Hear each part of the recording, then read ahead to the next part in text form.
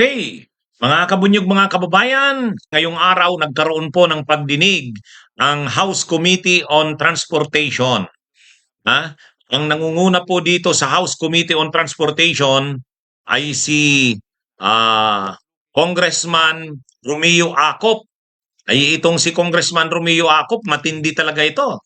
Sa mga nakaraang pagdinig, ito rin talaga yung mga gumigisa sa mga resource persons o sa mga pinapatawag na mga resource person sa pagdinig sa Kamara. At ngayon nga, nagkaroon ng pagdinig ang Kamara kasi itong Public Utility Vehicle Modernization, mga kabunyog, mga kababayan, ay sinisimula na. Linalarga na ng gobyerno.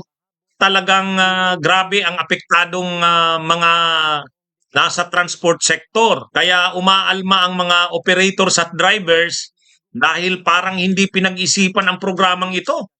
Hindi nila kinonsidera ang mga apektadong sektor, lalo na ang sektor ng mga operators at mga driver, mga kabunyog. Makikita yan sa mismong pagdinig ng nasabing House Committee on Transportation. Sanga-sanga. Nagbabanggaan ang mga sagot ng mga officials ng DOTR o Department of Transportation and Land Transportation Franchising and Regulatory Board o LTFRB.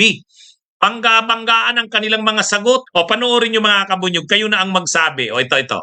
So ano na mangyayari dun sa mga jeepney na hanggang ngayon nagmamaneho pa rin ng kanila sariling jeepney. So after January 31, sagutin na lang ako ng yes or no. Makakabiyahe pa ba sila individually or hindi na? Yung mga drivers po makakabiyahe pa po pagsama po nila sa kooperatiba po. Yung mga drivers po yon. Narinig nyo, mga kabunyog, makakabiyahe pa daw. Makakabiyahe, sabi ng DOTR. Pero pagdating kay Guadis, ito naman ang sagot ni Guadis. Hindi na, Your Honor, Mr. Chair. Ano? Hindi na po sila makakabiyahe yung mga operators na hindi nag-consolidate. Kawawa naman talaga ang mga driver at ang operators dito sa ginagawang ito ng gobyerno. Imaginin mo yan, mga kabunyog. Sa isang napakamaselan na programa ng gobyerno na ang maapektuhan ay napakarami nating mga kababayan, kawawa namang mga operator at drivers. Kung kayo ang driver at operators, tapos ganyan ang klase ng mga officials ng gobyerno, anong masasabi nyo sa ganyan?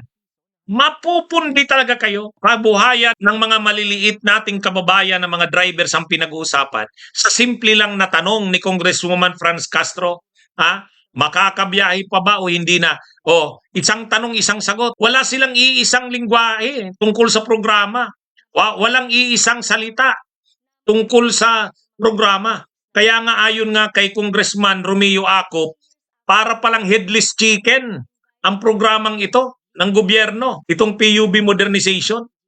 Ito. After January 31, we will be initiating proceedings for the show cause order muna for them to answer kung bakit po kailangan nilang makancel yung kailangan silang tumuloy sa kanilang prangkisa.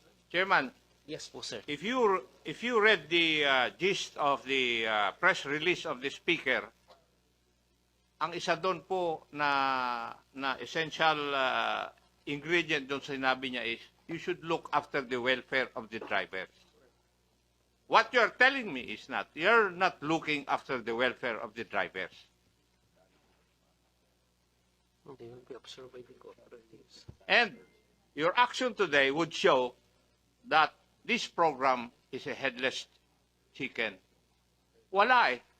Walang tao sa inyo na makasagot lahat ng tinatanong ng aking kasamahan dito.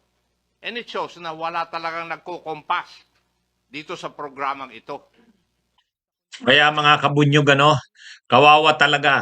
Sabi nga ni Congressman Acop, ang programang ito ng gobyerno ay parang headless chicken. Walang iisang kumukumpas, ang gulo. Ang problema, sa kaguluhang ito ng LTFRB at ng DOTR, ang kawawa ay ang mga driver at operators. Buhay nila ang nakasalang dito. Bakit buhay? Kasi kabuhayan nila ito eh. Mayroon ngang isa mga kabunyog na transport leader umiyak na sa pagdinig. Kasi sabi niya, ang totoo, grabe na ang problema ng may nga nag-aaral daw siyang anak. Hindi niya na alam kung paano gagawin. And yet, itong mga officials na ito ng gobyerno, hindi malinaw sa kanila, ano ba talaga ang programang ito? Sa simpleng mga tanong, hindi nila nasasagot. Yan ang lumilitaw sa pagdinig ng Kamara eh. Magpapatuloy pa ang pagdinig na ito at marami pang lilitaw dyan.